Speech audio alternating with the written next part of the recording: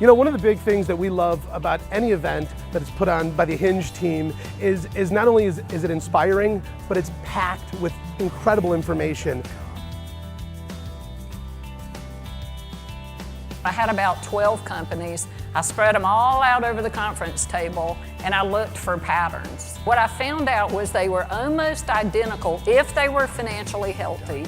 So for 25 years, I built a model that said the average financially healthy school in the US looks like this.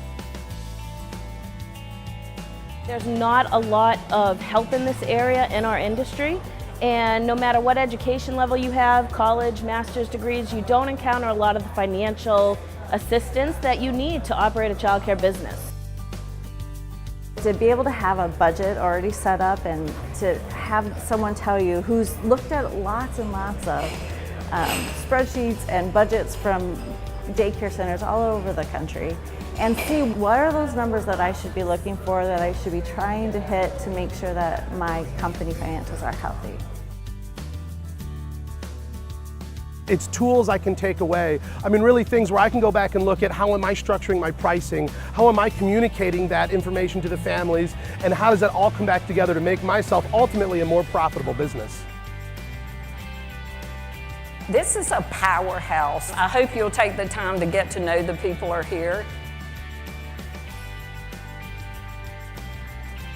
One of the most important pieces for me to have that connection with other owners, other directors, just getting to know that there's other people in my same boat and that we're all kind of here to support each other and to learn about what we're doing and being able and willing to share information so that way we can all succeed.